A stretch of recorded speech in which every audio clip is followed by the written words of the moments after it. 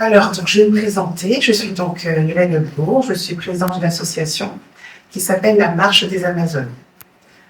Donc, l'idée, c'est de faire sortir les femmes de leur quotidien pour qu'elles puissent marcher en forêt. Donc, c'est les dimanches, de 10h à 11h30. Et donc, on parle du sujet divers et variés. L'idée, c'est vraiment quand même une idée c'est du sport, on va dire, doux. On fait du mouvement. Et puis aussi, surtout, on va traiter de sujets comme peut-on pardonner à quelqu'un qui vous a fait du mal. D'autres sujets, ça peut être par exemple la relation mère-fille. Voilà, plein de sujets. Alors, soit des sujets que moi je vais lancer, ou des sujets que les marcheuses, les Amazones, vont elles aborder. Et puis, voilà, elles peuvent elles-mêmes lancer le sujet. Alors, ce qui est intéressant aussi, c'est que, comme Carole, on organise des événements, donc des conférences, des ateliers, sur des sujets. Alors, le 16 novembre, on avait invité Sandrine Le Bosset, qui est donc autrice de 2 livres sur les violences faites aux femmes, une personne qui également était aux côtés de Sandrine. Comment ça s'appelle, cette députée européenne qui malheureusement a été victime d'un député qui a mis une substance dans son bain. Sandrine, et voilà, je perds son nom. Bon, peu importe. Donc, oui, Rousseau, mais c'est pas son nom, Rousseau. Ouais, quelque chose comme ça. Bref. Donc, on était à l'Assemblée nationale et cette personne est venue jusqu'à Précy. Et ça nous a fait venir le député Carnot Libre. Donc c'était un super événement. Et ça m'a permis de comprendre que ce sujet était un sujet dérangeant. Parce que j'ai eu beaucoup de mal à remplir la salle, beaucoup de mal à confirmer les inscriptions. Et je me dis que c'est encore plus méritant pour nous que d'être là et de parler de ce sujet. Parce que plus on va en parler, et plus ça ne sera plus un sujet. Voilà. Donc je suis très contente d'être là. Quoi vous dire sur l'association? Donc comme le nom l'indique, la Marche des Amazones, c'est une association pour les femmes. Une association qui a été créée par les femmes et pour les femmes. Voilà. Alors, je vais maintenant aborder un sujet personnel. Puisqu'on parle de violence, j'ai été moi-même victime de violence. Sauf que, pour moi, c'était pas un sujet. Parce que je suis une femme forte. Voilà. Donc, ça arrive aux autres. Et puis, si ça m'arrive, je sais pas. Ouais, c'est pas si grave que ça. Et de toute façon, je peux tout encaisser, puisque je suis forte. Et puis, briser, non, ça va pas. Non, pas moi. Non. Donc, cette force, elle m'a été transmise par ma mère. Qui n'est plus ici. Et merci pour cet héritage, mais maintenant, quand même, j'ai le droit aussi d'être vulnérable. J'ai le droit de dire aussi que je souffre. J'ai le droit aussi de dire que oui, je suis à terre. Et ça, je ne me le suis pas autorisé. Et lorsque je discute avec Carole qui me dit, Hélène, voilà, je voudrais t'inviter, puis le sujet, c'est forte et brisée. Spontanément, qu'est-ce que je lui ai dit? Ah non, mais moi, je ne suis pas brisée. Non. Ah, forte, oui, mais brisée, non, je ne le suis pas. Et ça a duré, je ne sais pas, 1 minute. Et mon cerveau, je ne sais pas, il y a eu un déclic. Et là, je me suis dit, mais en fait, si, je suis une femme brisée. Qui s'est relevée, mais oui, à l'intérieur de moi, je suis une femme brisée. Et ça m'a fait quelque chose. Des souvenirs sont revenus.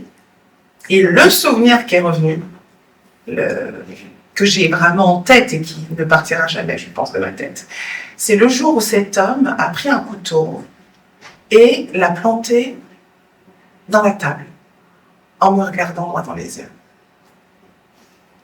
Alors, la table, en fait, c'était moi, évidemment. Sauf que, plutôt que de pleurer, plutôt que de m'effondrer, toujours avec ce conditionnement, je l'ai regardé droit dans les yeux. Et je l'ai d'une certaine manière un peu défiée. Et je ne me suis pas autorisée à m'effondrer. Mais à l'intérieur, il y avait plus rien.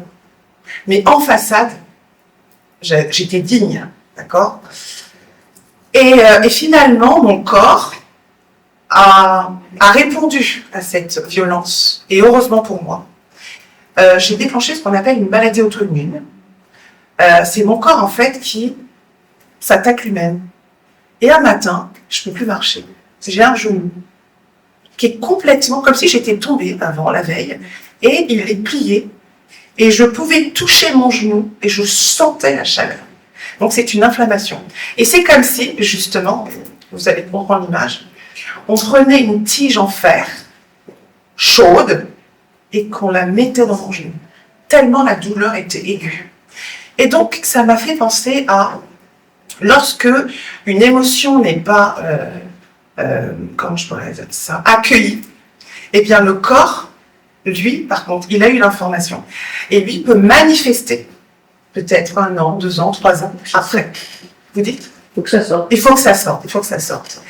Et donc tout ça pour dire que oui, d'accord, c'est génial d'être forte parce que on a besoin effectivement de cette force pour pouvoir avancer. Mais on a le droit aussi de dire qu'on est brisé. On a le droit de dire aussi qu'on est vulnérable. On a le droit aussi de pleurer. On a le droit de dire aussi stop. On a le droit de dire qu'on n'est pas un objet, qu'on est un être humain. Et je voudrais juste faire un rapide parallèle avec ça. Je me suis rendu compte que finalement, j'agissais pas en être humain, mais en objet. Un objet qu'on utilise, qu'on manipule, qu'on jette quand on n'en a plus besoin. Et avant de l'avoir jeté, il a été brisé.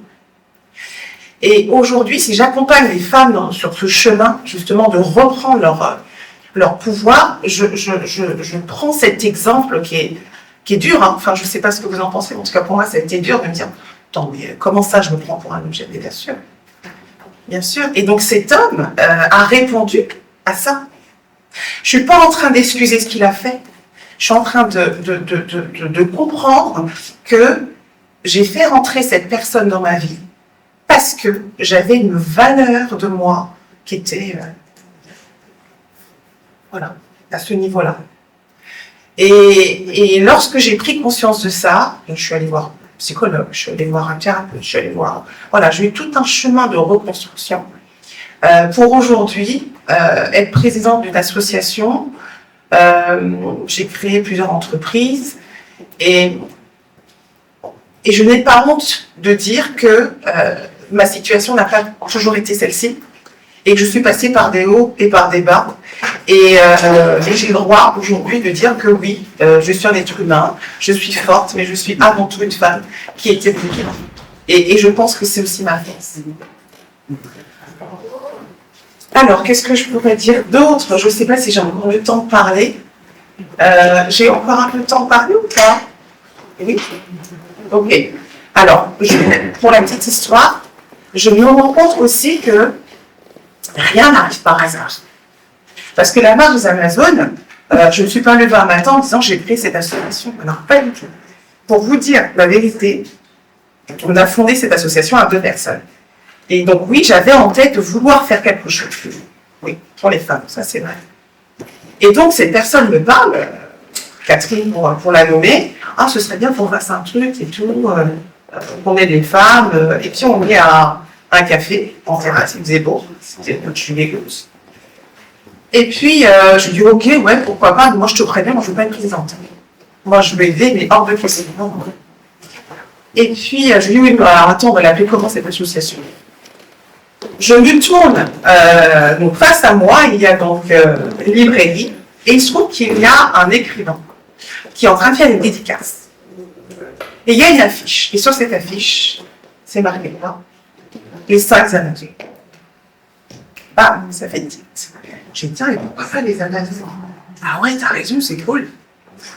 Et tout a été comme ça, en fait. Et je me rends compte que, encore une fois, rien n'arrive par hasard. Et c'est top, et je reviens sur le passé.